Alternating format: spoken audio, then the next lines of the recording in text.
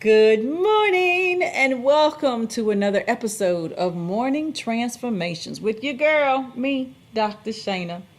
Well, I am hopeful that you are well on your way to an amazing morning today. But if not, I'm hopeful that our talk together will somehow give you a little bit extra push to move you along your way to having an absolute super duper fantastic morning. Today's talk is pretty simple though. It's self-care is the best care. Now, I've heard this many times as a helper, and perhaps maybe you have too. And I realize that many of you may also be givers to other people. Maybe you're a lawyer, a doctor, a nurse, a teacher, an administrator, or any other kind of way where you work with other people. If you spend a great amount of your day working with other people, they pull on you, they take your energy, and you have little left for yourself.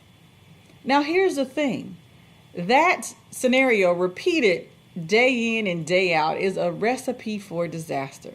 Because once you leave work and they have tugged on you and pulled on you in all the ways that they need to, you find your way home yet to another set of people or persons that do the very same thing. What's for dinner? Where are we going? What we eating? What do you want? Where you want to go tonight? What's going on? Help me with this problem. I need some money. Can you fix that? Or what are you thinking? It's always a constant barrage of other people's needs in front of your own. And you may have a tendency to just continue to feed and pour into them. But here's the thing. You cannot pour from an empty vessel. You've heard that before. That's not a new saying, but it's true.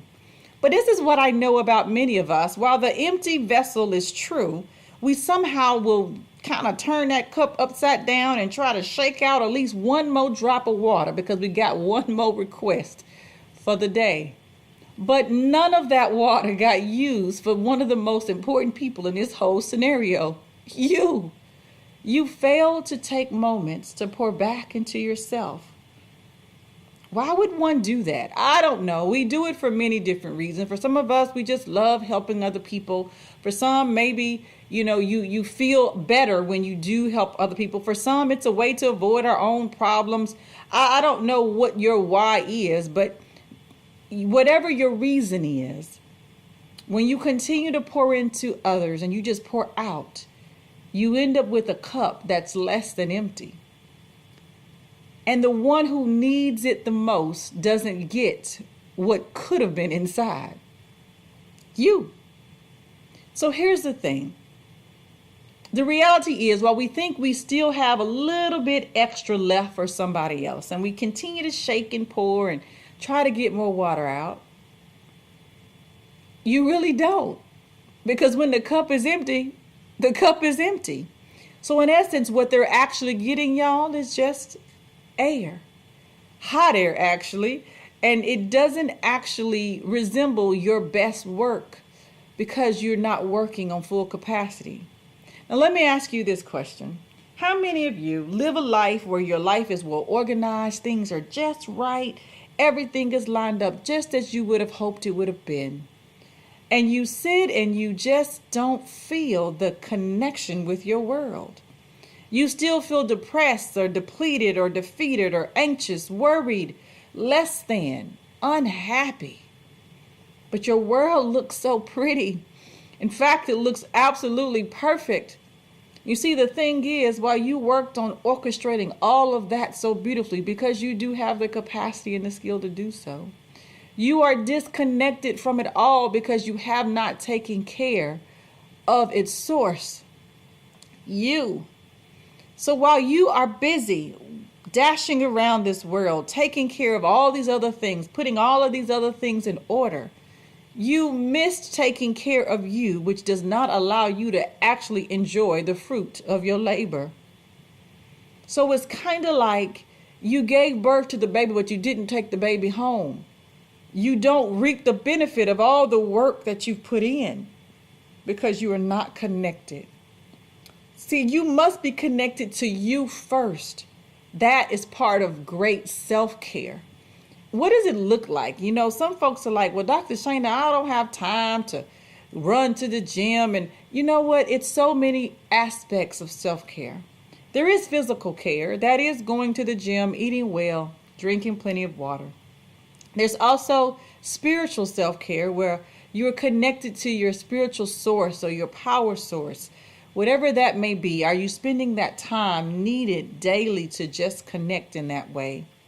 Perhaps maybe you are missing just that interpersonal self-care, that reflection time where you sit with yourself and you reflect on your own goals, your own future, the things you want out of life. You've fallen short of that because you've always put others' wishes in front of your own.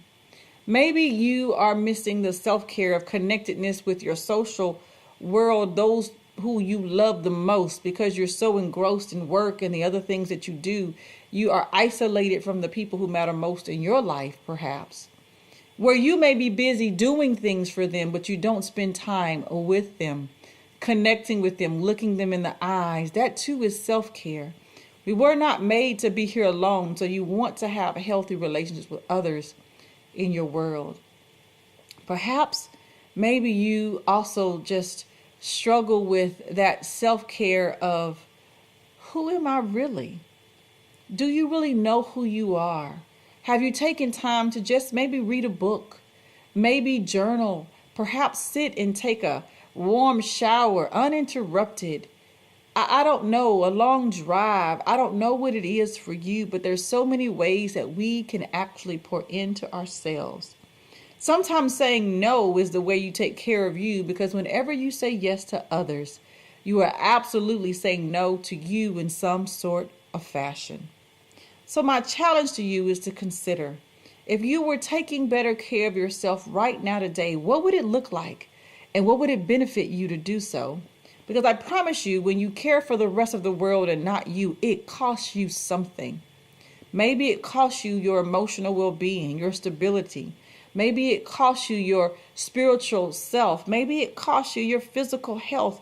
I don't know what it costs you, but it costs you something. I'm charging you right now with the responsibility, because it's yours and yours alone.